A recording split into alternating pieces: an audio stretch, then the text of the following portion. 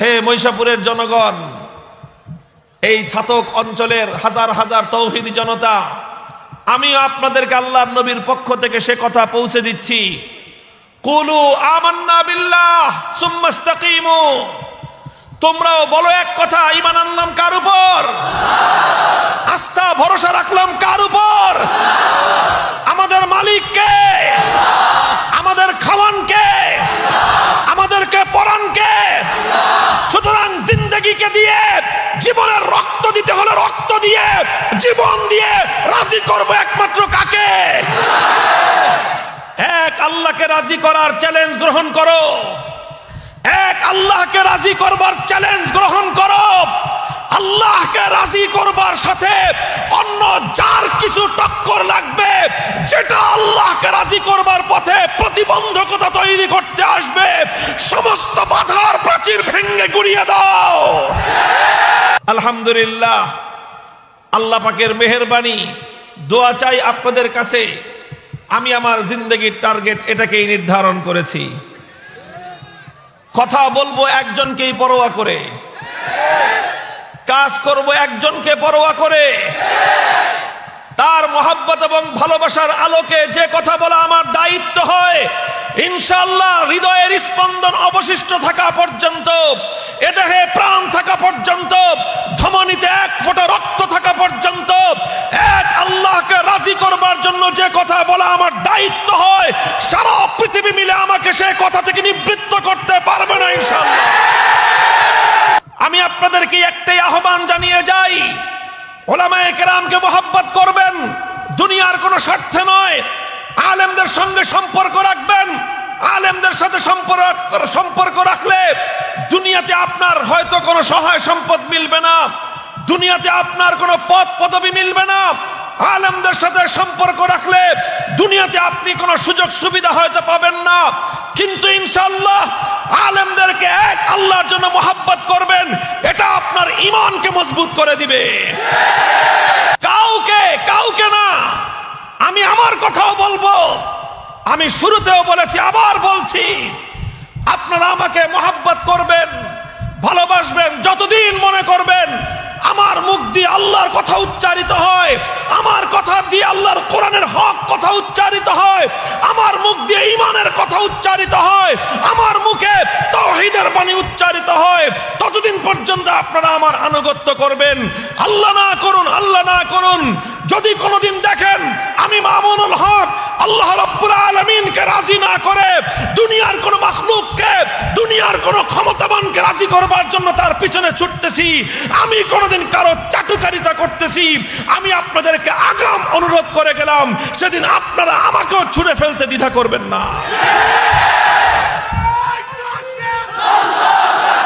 জামিয়া ইসলামিয়া হাফিজিয়া দারুল কোরআন মহিষাপুর মাদ্রাসার পক্ষ থেকে আপনাদের জন্য সুন্দর আয়োজন করা হয়েছে, কিন্তু মানুষের উপস্থিতি আয়োজনের চেয়ে অনেক বেশি। তিল ধারণের ঠাঁই নেই। প্রায় হাজার হাজার মানুষ এখানে জড়ো হয়েছি আমরা।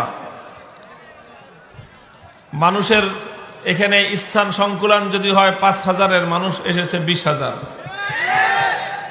এত মানুষ যদি আমরা সকলে একটা একটা করে শব্দ উচ্চারণ করি, তাহলে অনেক শব্দ হবে, অনেক আওয়াজ হবে। এই জন্য আমি খুব অল্প কয়েক মুহূর্ত আপনাদের মাঝে থাকব, অল্প কয়েকটা কথা বলবো। এই সময়ে যদি আপনারা এখন শৃঙ্খলা নতুন করে প্রতিষ্ঠা করতে চান, নতুন করে কাউকে বসাইতে চান, কাউকে দাঁড়া করতে চান, তাহলে এর ভিতর দিয়ে সময় পার হয়ে যাবে, আমার চলে যেতে হবে। এই জন্য আমি যেই কথাটা প্রথম আপনাদের কাছে আরজ করতে চাই, যে যেই অবস্থায় আছে সেই অবস্থায় থাকবেন। যারা দাঁড়ানো আছেন তারা দাঁড়ানো থাকেন, যারা বসা আছেন তারা বসা থাকেন, নতুন করে কাউকে দাঁড়াতেও বলবেন না, নতুন করে কাউকে বসতেও বলবেন না। রাজি আছেন তো ইনশাআল্লাহ? আল্লাহ পাক তৌফিক দান করেন। ওখানে যারা যেভাবে আছেন ওভাবে থাকেন, কোনো আওয়াজ করবেন না মেহেরবানি করে। মোহতারাম হাজিরিন, আমি যে কথাটা বলতেছিলাম, যদি কাউকে কিছু বলতে হয় হাতের ইশারায় বলেন, হাতের ইশারায়, হাত দিয়ে, মুখে কোনো শব্দ করবেন না, মুখে কোনো শব্দ করবেন না ইনশাআল্লাহ। আমি বলতেছিলাম আপনাদের সাথে আমার সম্পর্ক আর আমার সাথে আপনাদের সম্পর্ক একটা গভীর সম্পর্ক। কেউ প্রশ্ন করতে পারেন যে হুজুর, জীবনে দেখতেছি আপনার সাথে প্রথম, আর কোনোদিন আপনাকে দেখিই নেই, আপনিও আমাদেরকে কোনোদিন দেখেন নাই, তো আমাদের মধ্যে আবার এত গভীর সম্পর্ক হলো কিভাবে? মোহতারাম হাজিরিন, আমি আপনাদের অনেককেই বা অধিকাংশকেই জীবনে কোনোদিন দেখিনি। আপনারাও এখানে অধিকাংশ মানুষ হয়তো সরাসরি প্রত্যক্ষভাবে জীবনে এই প্রথম আমাকে দেখতেছেন, কিন্তু এরপরেও আপনাদের সাথে আমার এবং আমার সাথে আপনাদের সম্পর্কটা এত গভীর যে আমাদের এই সম্পর্কের কারণে আমাদের ঈমান পরিপূর্ণ হয়। আমাদের এই সম্পর্কের কারণে আমাদের আরশের মালিক, আমাদের মালিক রব্বুল আলামিন, তিনি আমাদের উপর রাজি আর খুশি হন। এবং আমাদের এই সম্পর্কটা আল্লাহর কাছে এত দামি যে এই সম্পর্কের কারণে আল্লাহ পাক রব্বুল আলামিন আমাদেরকে, আপনাদেরকে, সবাইকে কিয়ামতের কঠিন ময়দানে, হাসরের ময়দানে আরশের ছায়ার নিচে আল্লাহ পাক ব্যবস্থা দিবেন। মান আহাব্বা লিল্লাহি ওয়া আবগাদা লিল্লাহি ওয়া আ'তা লিল্লাহি ওয়া মানা'a লিল্লাহি ফাকাদ ইসতাকমালাল ঈমান। মান আহাব্বা লিল্লাহ ওয়া আবগাদা লিল্লাহ ওয়া আ'তা লিল্লাহ ওয়া মানা'a লিল্লাহ ফাকাদ ইসতাকমালাল ঈমান। আল্লাহর নবী বলেছেন, যে ব্যক্তি চারটা কাজ করবে সে তার ঈমানকে পরিপূর্ণ করে নিবে। কয় কাজ? যে ব্যক্তি চার কাজ করবে সে তার ঈমানকে পরিপূর্ণ করে নিবে। ঈমান পরিপূর্ণ হওয়ার দরকার আছে না নাই? দুর্বল ঈমান নিয়ে ফিতনার মোকাবেলায় টিকা যাবে না। দুর্বল ঈমান নিয়ে কবরে পার পাওয়া যাবে না। দুর্বল ঈমান নিয়ে হাসরে শান্তি পাওয়া যাবে না। দুর্বল ঈমান নিয়ে পুলসিরাত পার হওয়া যাবে না। এজন্য ঈমান যতটুকু আছে মজবুত করো, পিওর এবং খালেস ঈমান হাসিল করো। নির্ভেজাল ঈমান চাই, ভেজাল মুক্ত ঈমান দরকার। ঈমান পরিপূর্ণ হবে, ঈমান কামেল হবে কয় জিনিসে? চার জিনিসে। নবীজি বলতেছেন, মান আহাব্বা লিল্লাহ, যে ব্যক্তি কাউকে ভালোবাসবে, ভালোবাসবে আল্লাহর জন্য। কার জন্য? কারো প্রতি শত্রুতা রাখবে, শত্রুতা রাখবে কার জন্য? আল্লাহর জন্য। কাউকে কোনো কিছু দিবে, কার জন্য দিবে? আল্লাহর জন্য দিবে। কাউকে কোনো কিছু দিবে না, বিরত থাকবে, তো কার জন্য বিরত থাকবে? যে ব্যক্তি এই চার কাজ করবে, আল্লাহর পয়গম্বর ঘোষণা করেছেন ফাকাদ ইসতাকমালাল ঈমান, সে ব্যক্তি তার ঈমানকে পরিপূর্ণ করে নিবে। মুহতারাম হাজিরিন, আমি আপনাদেরকে ভালোবাসি, আপনারা আমাকে মহব্বত করেন। এই যে বিপুল মানুষ, এই যে বাঁধ ভাঙ্গা স্রোত নেমেছে, জনতার এই যে জোয়ার উঠেছে, এটা দুনিয়ার কোনো স্বার্থে নয়। আমি আপনাদেরকে এখানে জড়ো করেছি, আপনাদেরকে আসতে বলেছি, এখানে আসলে আপনাদেরকে টাকা দেওয়া হবে এমন কোনো বিষয় নয়।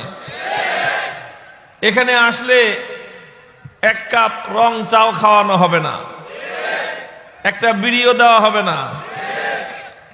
তাহলে আপনারা কেন এসেছেন? আমার সাথে আপনাদের দুনিয়ার পার্থিব কোনো সম্পর্ক নেই। সম্পর্ক হলো একটাই, আপনারা দেখেছেন, শুনেছেন এবং আপনাদের মনের মধ্যে আমার প্রতি একটা সুধারণা জন্ম নিয়েছে।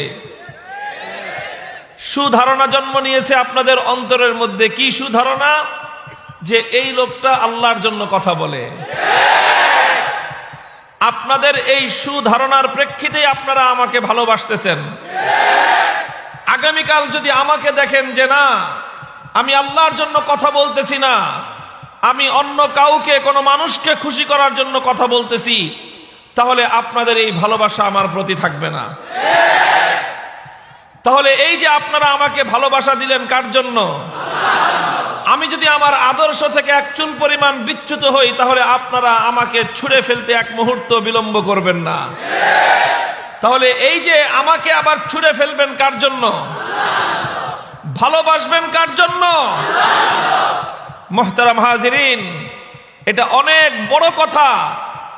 আল্লাহর রাসূল সাল্লাল্লাহু আলাইহি ওয়াসাল্লাম উতিয়া জাওয়ামি আল কালিম, আল্লাহর নবী এক কথায়, দুই কথায়, সংক্ষিপ্ত কথায় একজন মানুষের জিন্দেগির সমস্ত সঠিক পথ আল্লাহর রাসূল তাকে দেখিয়ে দিয়েছেন। দুনিয়াতে চলতে হলে মানুষে মানুষে মিলেমিশে চলতে হয়। দুনিয়াতে চলতে হলে মানুষ হিসেবে মানুষের সাথে সম্পর্ক রাখতে হয়। দুনিয়াতে চলতে হলে বিভিন্ন বিষয়কে ম্যানেজ করেই চলতে হয়। আমরা কিভাবে দুনিয়াতে চলবো, কার সাথে কতটুকু সম্পর্ক রাখবো, কার সাথে কতটুকু দূরত্ব রাখবো, কার সাথে কতটুকু নৈকট্য রাখবো, রাসূল আকরাম সাল্লাল্লাহু আলাইহি ওয়াসাল্লাম এই হাদিসের মধ্যে তার স্পষ্ট নির্দেশনা দিয়েছেন। আপনারা প্রান্তিক এক নিভৃত পল্লী অঞ্চলের মানুষ, গ্রাম অঞ্চলের মানুষ, আমি আপনাদেরকে আল্লাহর পয়গম্বরের এই হাদিসের আলোকে দু চারটি কথা আরো বলতেছি, এবং এজন্যই বলতেছি কারণ এই হাদিসের উপর যদি আমরা আমল করতে পারি আমাদের ঈমান পরিপূর্ণ হবে। কাউকে ভালোবাসবো তো কার জন্য?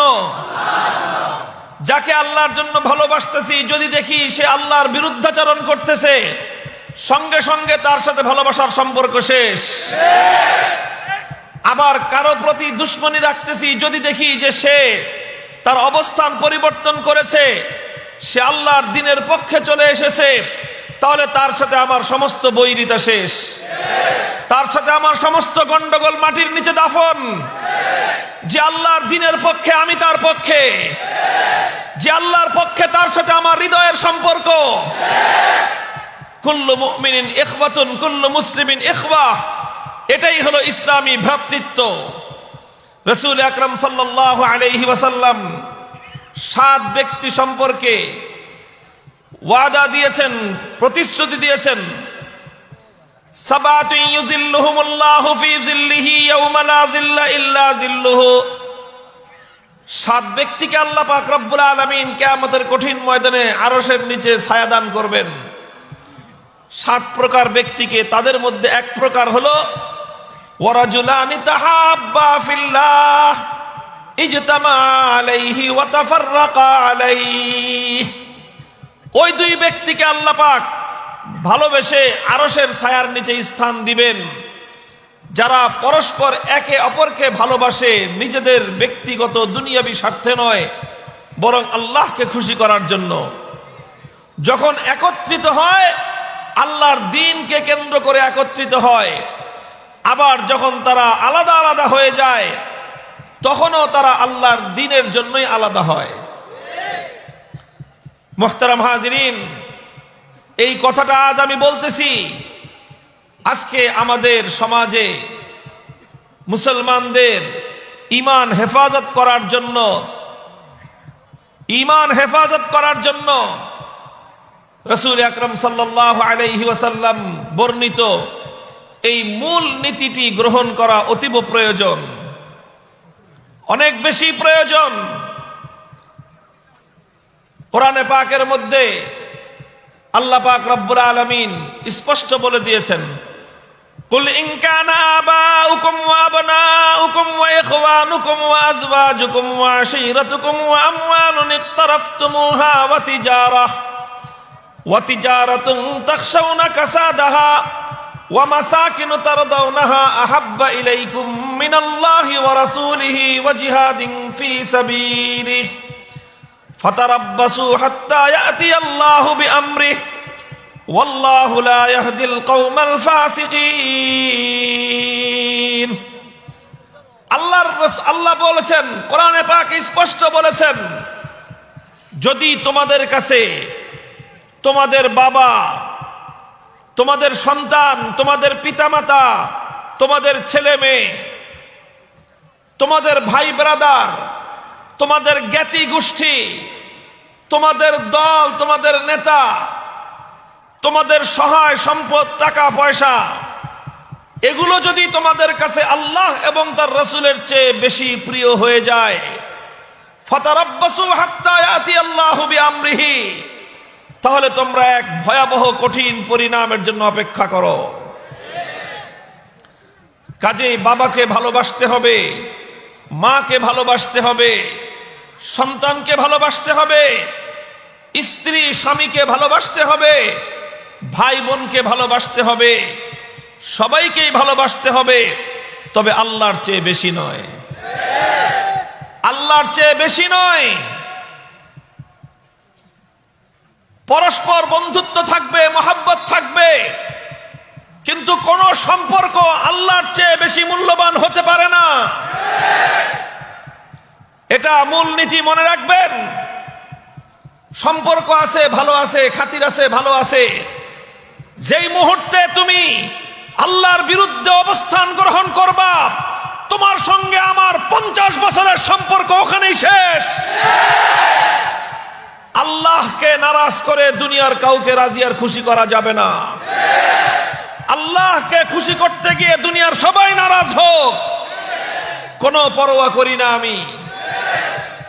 মুহতারাম হাজিরিন, সমস্ত সম্পর্কের বুনিয়াদ হবে আল্লাহ রাব্বুল আলামিনের মুহাব্বত এবং আল্লাহর ভালোবাসা। আল্লাহর মুহাব্বত এবং ভালোবাসার প্রেক্ষিতেই জগতের সমস্ত কার্যকলাপ পরিচালনা করতে হবে। সামাজিক কাজ করেন, কিন্তু আল্লাহকে নারাজ করে নয়। রাজনীতি করবেন, আল্লাহকে নারাজ করে নয়। আল্লাহকে নারাজ করে কোনো কাজ করা যাবে না। আপনি যদি এক আল্লাহকে রাজি আর খুশি করার মিশন বানান, জীবনের টার্গেট আর লক্ষ্য হলো একটাই, আল্লাহকে রাজি করতে হবে। যদি কেউ তার জীবনের টার্গেট একটা বানায়, আল্লাহকে রাজি করব, তাহলে দুনিয়ার কারো সামনে তাকে মাথা নত করতে হবে না। যদি কেউ জিন্দেগির এক টার্গেট বানায় যে আল্লাহকে রাজি করব, আল্লাহকে খুশি করব, আল্লাহ যে কথা বললে রাজি হয় সেই কথা বলবো, যে কথা বললে আমার আল্লাহ নারাজ হয় সেই কথা আমি কোনোদিন বলবো না। কেউ যদি এটাকে নিজের জিন্দেগির মূল টার্গেট আর লক্ষ্য বানাতে পারে, তাহলে সারা দুনিয়া একত্রিত হয়ে তার কোনো ক্ষতি করতে পারবে না। আর আপনি যদি আল্লাহকে নারাজ করে সারা দুনিয়াকে রাজি করতে চান, তাহলে আল্লাহ পাকের গজব থেকে, আল্লাহর অসন্তুষ্টির ভয়াবহ পরিণাম থেকে, সেই অভিশাপ থেকে সারা দুনিয়া আপনাকে হেফাজত করতে পারবে না। এই জন্য মুসলমান, জিন্দগির এই এক টার্গেট বানাও। আলহামদুলিল্লাহ, আল্লাহ পাকের মেহেরবানি, দোয়া চাই আপনাদের কাছে। আমি আমার জিন্দগির টার্গেট এটাকেই নির্ধারণ করেছি। কথা বলবো একজনকেই পরোয়া করে, কাজ করব একজনকে পরোয়া করে। তার মহব্বত এবং ভালোবাসার আলোকে যে কথা বলা আমার দায়িত্ব হয়, ইনশাআল্লাহ হৃদয়ের স্পন্দন অবশিষ্ট থাকা পর্যন্ত, এ দেহে প্রাণ থাকা পর্যন্ত, ধমনীতে এক ফোঁটা রক্ত থাকা পর্যন্ত, এক আল্লাহকে রাজি করবার জন্য যে কথা বলা আমার দায়িত্ব হয়, সারা পৃথিবী মিলে আমাকে সে কথা থেকে নিবৃত্ত করতে পারবে না ইনশাআল্লাহ।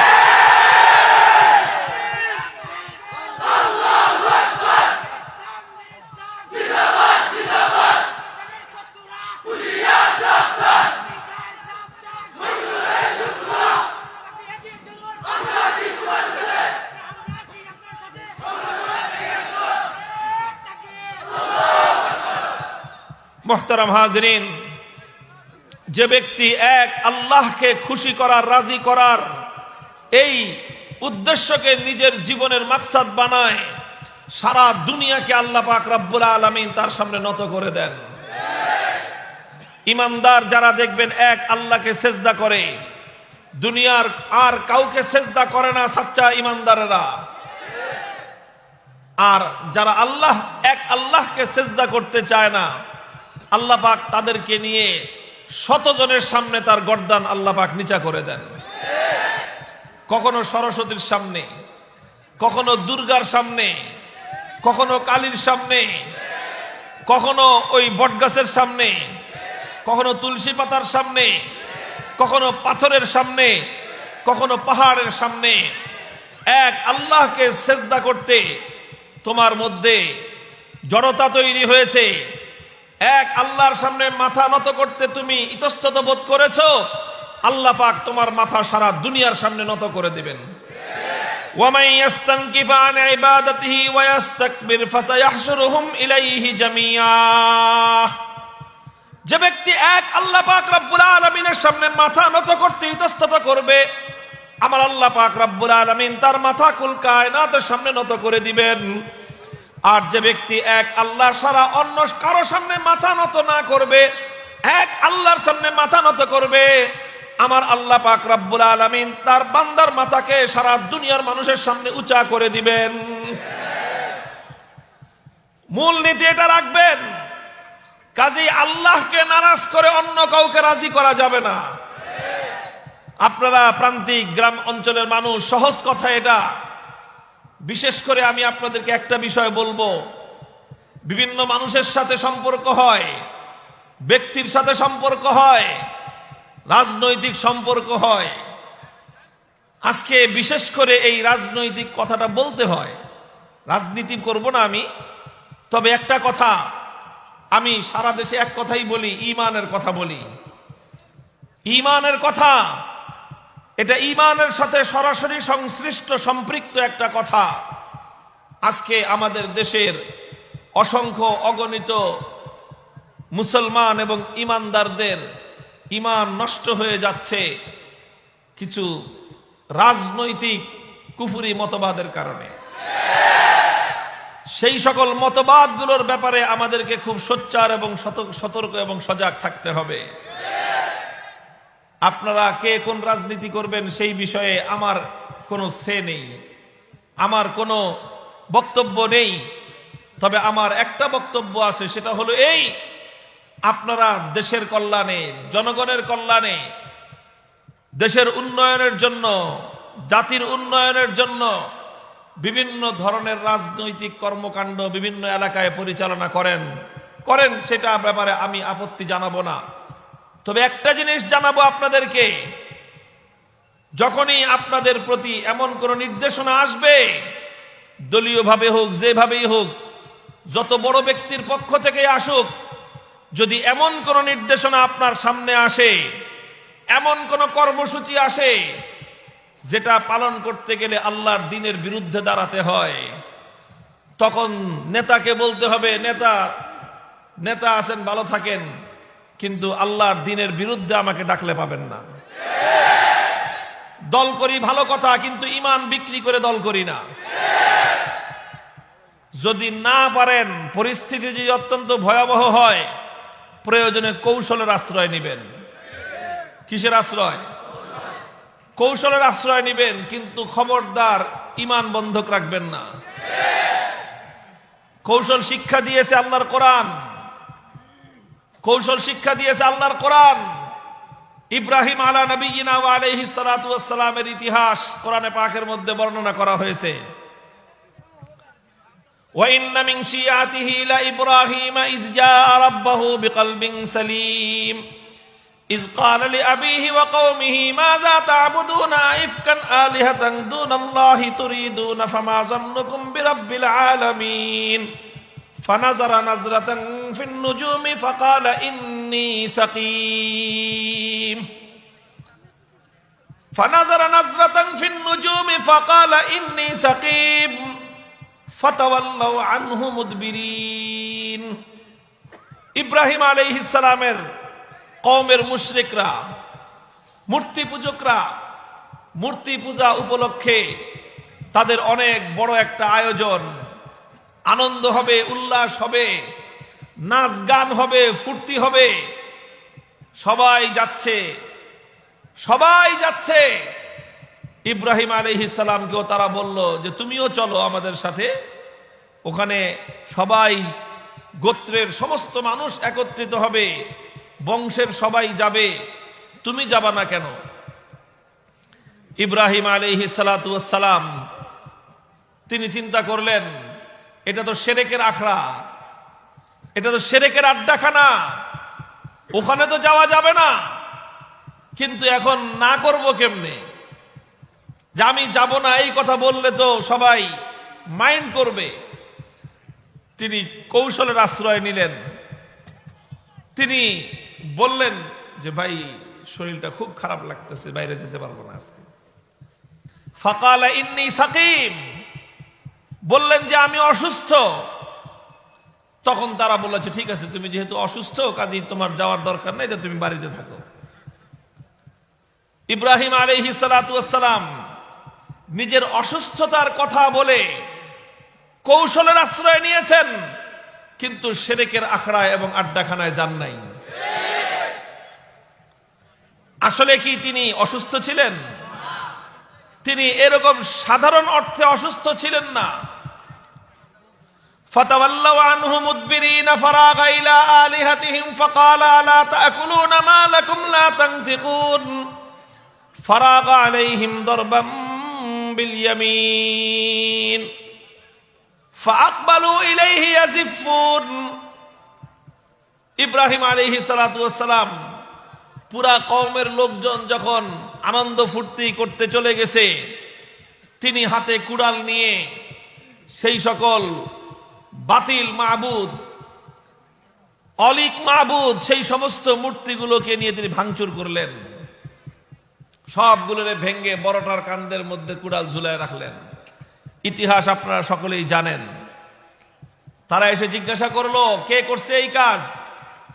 মান ফাআলা হাযা বিআলিহাতিনা ইয়া ইব্রাহিম। ইব্রাহিম, আমরা তো সবাই অনুষ্ঠানে গেছিলাম, একমাত্র তুমিই ছিলা এখানে, বলো কে করছে আমাদের এই সকল মূর্তিগুলো ভাঙছে কে? ইব্রাহিম আলাইহিস সালাতু ওয়াস সালাম বললেন, কে ভাঙবে?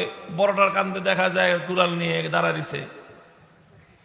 মূর্তি যেটা বড়, ওটার কাঁধে কুড়াল দেখা যায়, ওটাকে জিজ্ঞাসা করো কে ভাঙছে। বাল ফাআলাহু কাবীরুহুম হাযা ফাসআলুহুম ইন কানু ইয়ানতিকুন। যখনই তিনি এই কথা বললেন যে যেগুলোরে ভাঙছে ওদেরকে জিজ্ঞাসা করো, এই তোদেরকে মারছে কে? ওরা বলুক কে মারছে। ওরা এখন চিন্তা করলো, আচ্ছা এদেরকে যদি জিজ্ঞাসা করি তো এই সমস্ত মূর্তি তো কোনো কথা বলতে পারে না, এদেরকে যে মারছে ভাঙছে এরা নিজেদের আত্মরক্ষাটা পর্যন্ত করতে পারে না। ফারাজাউ ইলা আনফুসিহিম ফাকালা লা তাকুলুনা মা লাকুম লা তানতিকুনা ফারাগা আলাইহিম দারবাম বিল ইয়ামিন।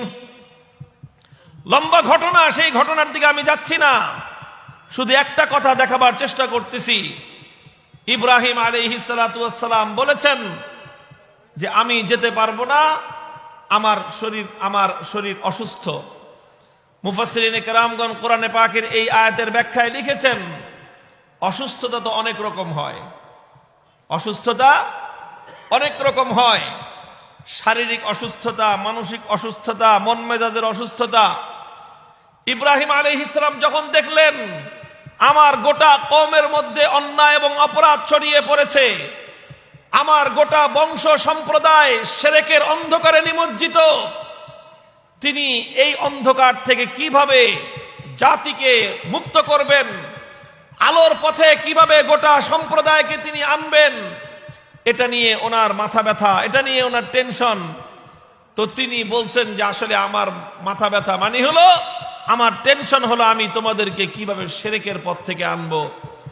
আর তারা মনে করছে, যখন তিনি বলছেন যে আমি অসুস্থ, তারা মনে করছে যে তিনি শারীরিকভাবে অসুস্থ।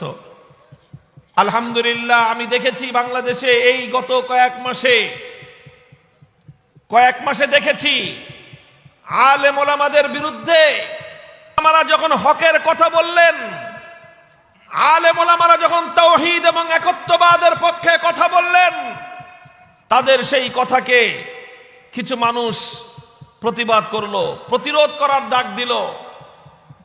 আলেমদেরকে প্রতিরোধ করা হবে। কি করছে আলেমরা? কে আলেমরা তাওহীদের পক্ষে কথা বলেছে, আলেমরা একত্ববাদের পক্ষে কথা বলেছে, এই জন্য আলেমদেরকে প্রতিহত করার ডাক দিয়েছিল।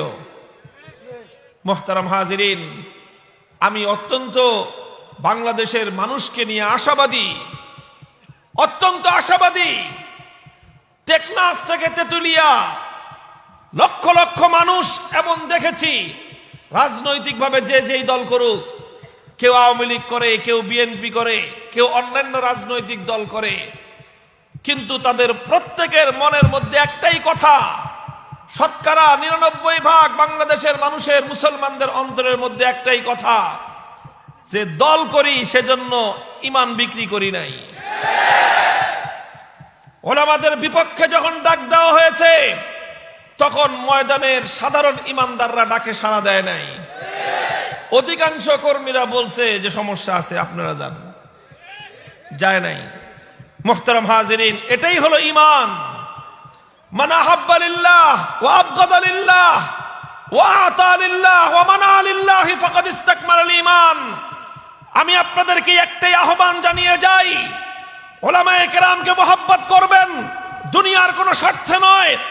আলেমদের সঙ্গে সম্পর্ক রাখবেন, আলেমদের সাথে সম্পর্ক রাখলে দুনিয়াতে আপনার হয়তো কোনো সহায় সম্পদ মিলবে না, দুনিয়াতে আপনার কোনো পদ পদবি মিলবে না। আলেমদের সাথে সম্পর্ক রাখলে দুনিয়াতে আপনি কোনো সুযোগ সুবিধা হয়তো পাবেন না, কিন্তু ইনশাআল্লাহ আলেমদেরকে এক আল্লাহর জন্য মহব্বত করবেন, এটা আপনার ঈমানকে মজবুত করে দিবে।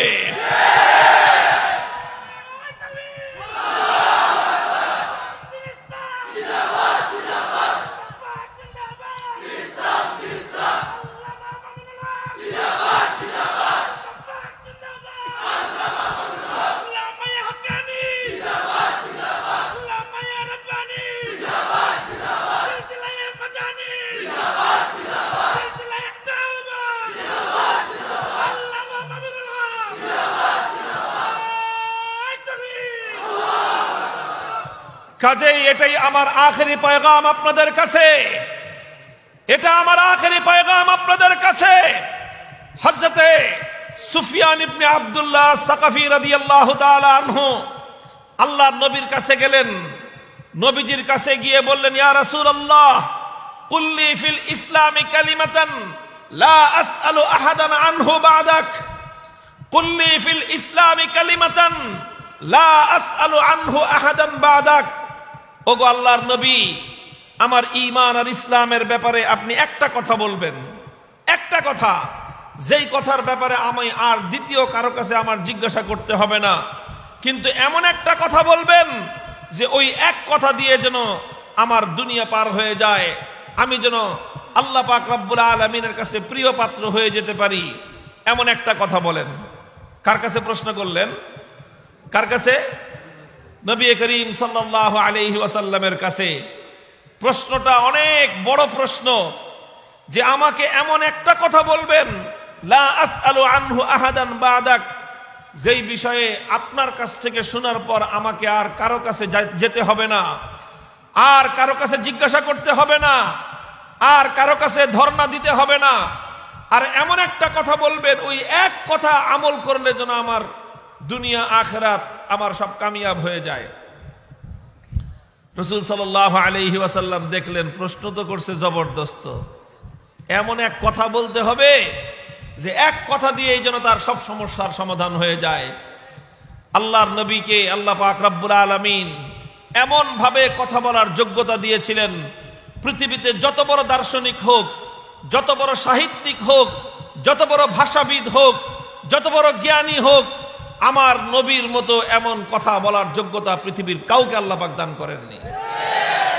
নবী করিম সাল্লাল্লাহু আলাইহি ওয়াসাল্লাম সুফিয়ান ইবনে আব্দুল্লাহকে বললেন, কুল আমানতু বিল্লাহি সুম্মা ইসতাকিম, কুল আমানতু বিল্লাহ সুম্মাস্তাকিম, হে সুফিয়ান ইবনে আব্দুল্লাহ, তুমি আমার কাছে এক কথা জানতে চেয়েছো, আমি তোমাকে এমন একটা কথাই বলবো, ওই এক কথার উপর যদি তুমি আমল করতে পারো তাহলে তোমার দুনিয়া এবং আখিরাত উভয় জগতের নৌকা তোমার পার হয়ে যাবে।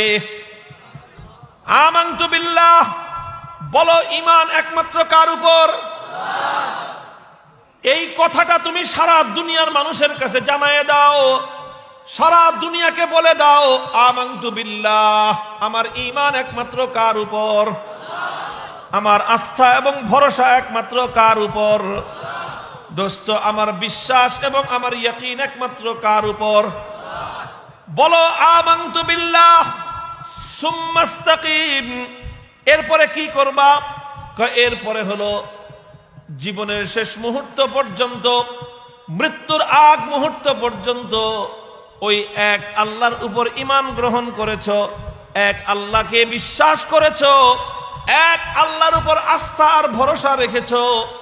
সারা জীবনের জন্য আল্লাহকে বাদ দিয়ে অন্য কারো দ্বারস্থ তুমি হবে না, বরং এক আল্লাহর উপর ঈমান গ্রহণ করার পর, এক আল্লাহকে রব হিসেবে ঘোষণা করার পর তুমি মৃত্যুর তোমার জীবনের শেষ মুহূর্ত পর্যন্ত তার উপর অটল আর মজবুত থাকো।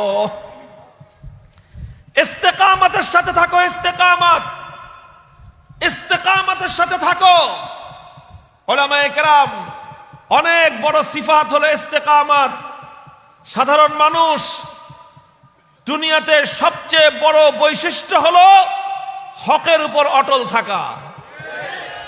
হকের উপর অটল থাকো। আল্লাহর নবী বলছেন তোমার বাস একটাই তোমার নসিহত, তোমার আর কিছু লাগবে না। বলো ঈমান আনলাম কার উপর? এরপরে এই কথার উপর তুমি অটল থাকো। বাস এক নসিহত নিয়ে যাও, আমার এক নসিহতের উপর যদি তুমি আমল করতে পারো, দুনিয়া এবং আখিরাতে তোমার আর কোনো সমস্যা নাই।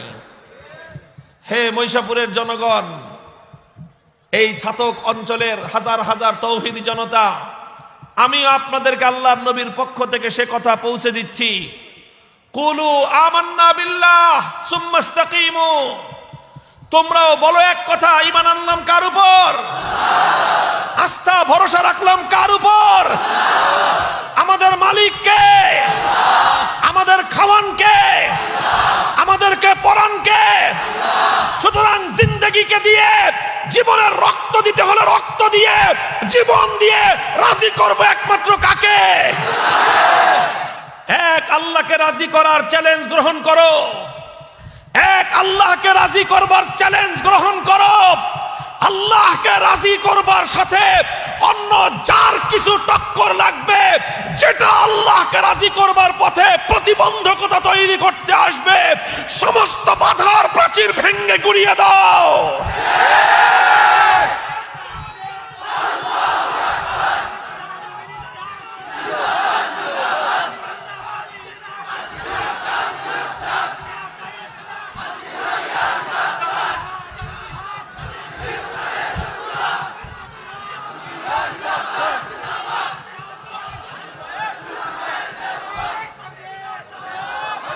কুল আমানতু বিল্লাহি সুম্মাস্তাকিম।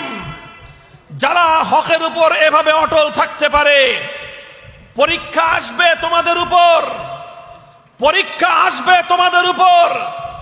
প্রত্যেক ব্যক্তির মান অনুযায়ী তার জিন্দেগিতে পরীক্ষা আসবে।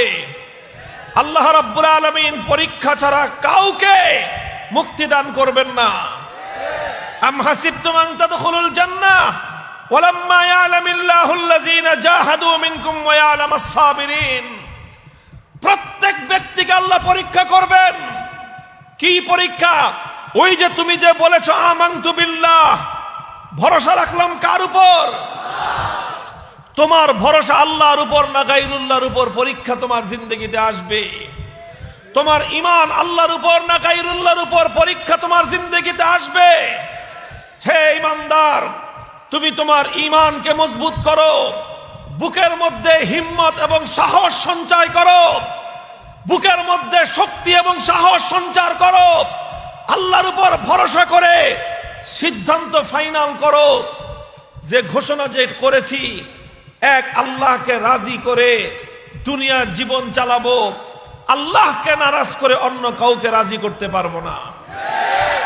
বাবা যদি এমন কথা বলে, যেই কথা বললে আল্লাহ, যেই কথা পূরণ করলে, যেই কথা মানলে আল্লাহকে নারাজ করতে হয়, বাবার সামনে 2 হাত করজোরে অনুরোধ করো যে বাবা, বাপ হিসাবে শ্রদ্ধা করি, কিন্তু আল্লাহকে নারাজ করে আপনাকে রাজি করতে পারবো না। যদি তোমার ওস্তাদ, তোমার শিক্ষক তোমাকে বলে এমন কোন কথা, এমন কোন নির্দেশ দেয়, যেই নির্দেশ পুরা করতে গেলে আল্লাহর হুকুম লঙ্ঘন করতে হয়, তাহলে তোমার গুরুজনের কাছে করজোরে ক্ষমা প্রার্থনা করে বলবে, গুরুজন শ্রদ্ধা করি, কিন্তু আল্লাহকে নারাজ করে আপনাকে রাজি করতে পারবো না। যদি নেতায় বলে যে আয়, এমন কাজ করতে হবে, এমন কাজ করতে হবে যেই কাজের দ্বারা ইসলামের ক্ষতি হয়, এমন কাজ করতে হবে যেটার দ্বারা তোমাকে আল্লাহর কোরআনের বিপক্ষে অবস্থান নিতে হয়, হে ইমানদার, ইমানকে মজবুত করো, সিদ্ধান্ত আজকেই নিয়ে রাখো। যদি কোনোদিন আমাকে এমন কোন নির্দেশ আমার নেতার পক্ষ থেকে দেওয়া হয়, সেই দিন নেতাকে বললাম তুমিও তালাক, তোমার 14 গোষ্ঠী তালাক। কাউকে না। আমি আমার কথাও বলবো, আমি শুরুতেও বলেছি, আবার বলছি, আপনারা আমাকে মহাব্বত করবেন, ভালোবাসবেন যতদিন মনে করবেন আমার মুখ দিয়ে আল্লাহর কথা উচ্চারিত হয়, আমার কথা দিয়ে আল্লাহর কোরআনের হক কথা উচ্চারিত হয়, আমার মুখ দিয়ে ঈমানের কথা উচ্চারিত হয়, আমার মুখে তাওহীদের বাণী উচ্চারিত হয়, ততদিন পর্যন্ত আপনারা আমার আনুগত্য করবেন। আল্লাহ না করুন, আল্লাহ না করুন, যদি কোনোদিন দেখেন আমি মামুনুল হক আল্লাহ রাব্বুল আলামিনকে রাজি না করে দুনিয়ার কোন মাখলুককে, দুনিয়ার কোন ক্ষমতাবানকে রাজি করবার জন্য তার পিছনে ছুটতেছি, আমি কোনোদিন কারো চাটুকারিতা করতেছি, আমি আপনাদেরকে আগাম অনুরোধ করে গেলাম, সেদিন আপনারা আমাকেও ছুঁড়ে ফেলতে দ্বিধা করবেন না।